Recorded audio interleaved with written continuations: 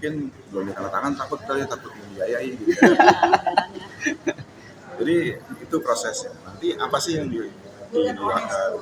dilindungi? Ada 12 objek kemajuan kebudayaan yang kita urus itu dari mulai bahasa, adat istiadat, kulinernya, fashion itu bisa baju pangsi itu ya, eci atau apalah fashion.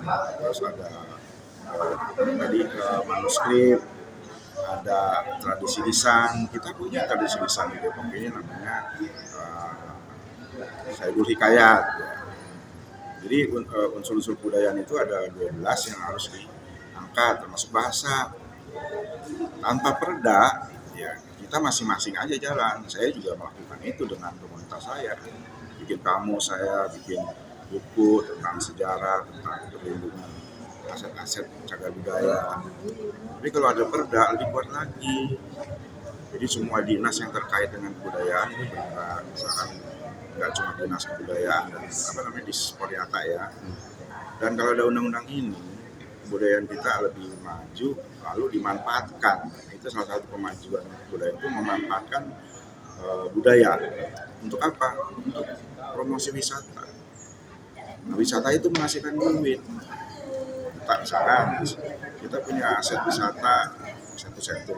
Di setiap satu dibangun destinasi. Di destinasi kita tampilkan aset budaya kita, misalnya apa? Kesenian, ya, makanan, makan pecak, makan dodol di tempat setu sambil ada lomba perahu naga, itu diintegrasikan menjadi PAD sebetulnya.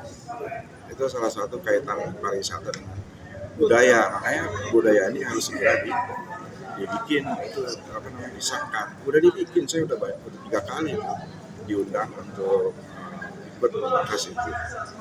Kira-kira itu ya untuk budaya. Iya. Pilkada. Tahu ya. Dari kader saya belum menanyakan ya, Pradi ada, Bu Yeti ada, ya. Saya belum menanyakan mereka mau maju atau belum gitu ya, apa enggak gitu. Pradi kan sekarang udah ke provinsi ya, apakah masih menyalon lagi apa enggak saya belum tahu. Tapi kalau tidak ada pun kita siap memproses yang dari luar ya. Tapi syarat dari Gerindra sekarang kita mengutamakan kader. Kalau dia orang luar atau bukan orang kader, kita harus kaderisasi dulu. Masuk dulu ke Gerindra dan kita calonkan. Kalau pihak eksternal udah ada yang adalah 1-2 yang kita lirik. Intinya udah merapat ya Pak? Intinya udah merapat ya? Sudah merapat ke saya, sudah merapat ke partai, cuma belum ke DPP, masih digodok di Depok. Sudah ada gitu. Kemungkinan koalisi Mengerucut satu nama berarti. Harus koalisi, Gerindra cuma 8. yakinkan dengan partai apa?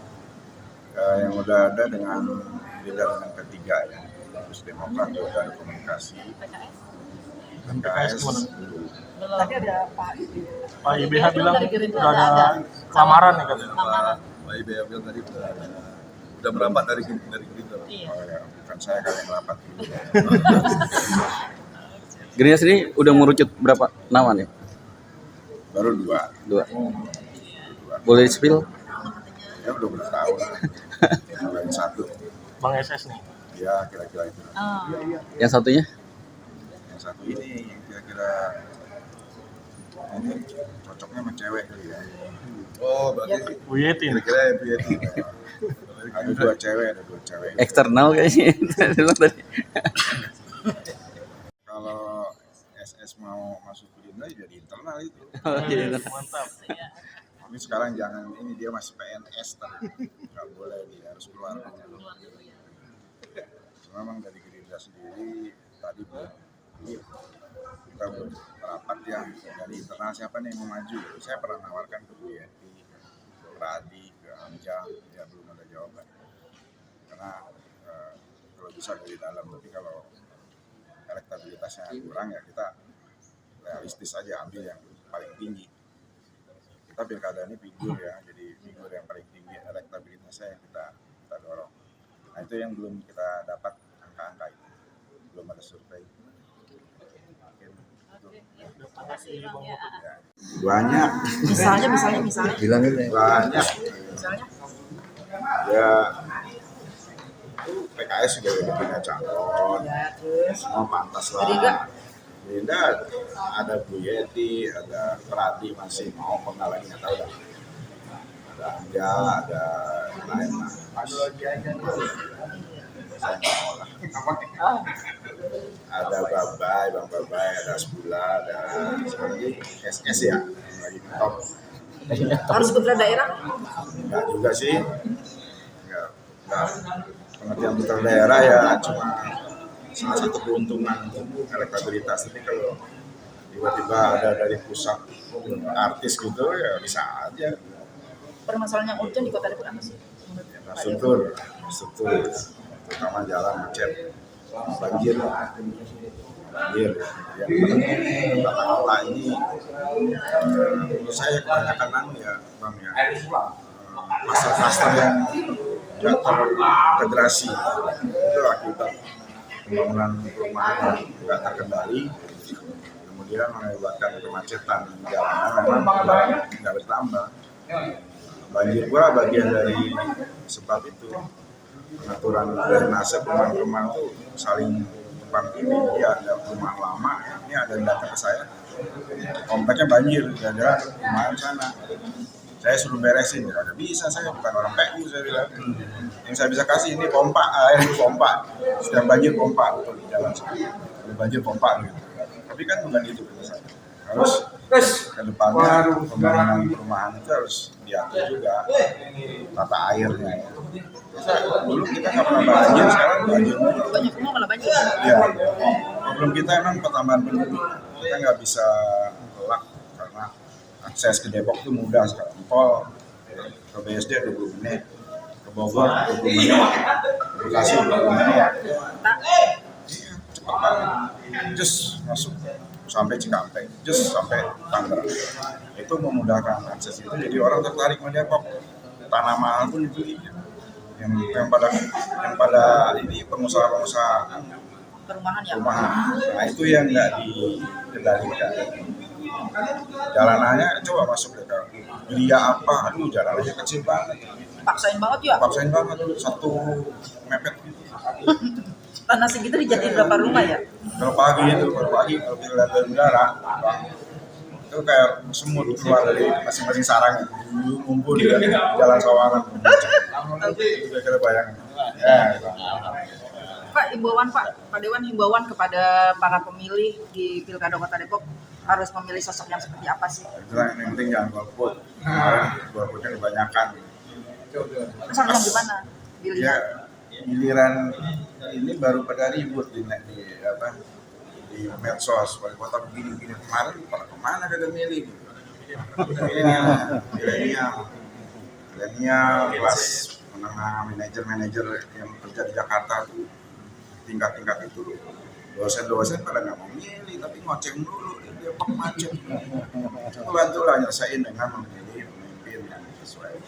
Dari Gerindra sendiri pilihan seperti apa? Ya, kita lagi godok lah ada berapa yang kita sudah komitmen tadi persoalan itu harus diberesin, kalau enggak ya kita nonton aja lah. Lagi sampai ya Pak. Belum sampah. Baunya udah sana. Nah, jadi masih banyak persoalan sosial juga ya. Ya saya buka Depok 24 jam ada maling motor gitu ya. Narkoba Pak. Narkoba juga masih banyak. Baru-baru ini ada 5 nih anggotanya. Ya karena usia 25 mestinya sudah nanti pemimpinnya sudah lebih bijak mengelola Depok, lebih melibatkan banyak pihak. Fokusnya kemana Pak? Kira-kira Pak? Tadi infrastruktur. Ya, kalau nggak ada anggaran minta bantuan pusat atau provinsi. Tapi kan nanti kan ada berapa kali aglomerasi Pak. ya itu nanti, sekarang aja dulu. Kemarin waktu ketemu Ridwan Kamil saya ngomongin sekolah sebetulnya udah bisa. Cuma kan dari Depok nggak bikin ini. Sampai gedung kesenian pun kita ngomong ke provinsi udah bisa. Cuma Depoknya nggak ngajuin. Jalanan Raya Sawangan saya yakin kalau ada yang ngajuin itu dari Depok atau anggota. Sayangnya saya bukan Komisi 5 ya. Saya di pendidikan jadi bukan ranah saya. Bisa. Orang jalan tol yang mana tuh Puncak 2 aja dianggarin yang belum terlalu dibutuhkan.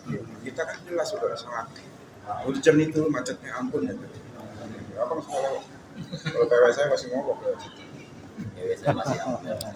Pak Dewan, kostumnya hari ini begini artinya apa? Artinya apa? Dari saya ini menutupi jeleknya saya. Menggambarkan seorang seniman gitu. Menutupi jeleknya saya, jadi bajunya harus cakep gitu. Ya. Saya ini apa ya? Tenun. Terus Dari saya budaya ada beberapa, awalnya saya bikin sendiri, tapi lama-lama kok ketemu di toko di mana yang berbeda. Awalnya saya desain sendiri model ini, kan suka lihat kan saya jahit sendiri. Jadi sekarang makin banyak yang jual, jadi rupanya orang tahu selera saya kali ini. Ada nyentrik ya. Ini namanya outer, jadi kan panjas, bisa buat formal, bisa buat santai, pakai kaos gitu ya, pakai dasi dulu. Saya ke kantor biasa begini-begini. Tapi emang jadi keren kan? Budaya banget. Ya, keren sih, Iya. bajunya aja. keren. Udah ditungguin.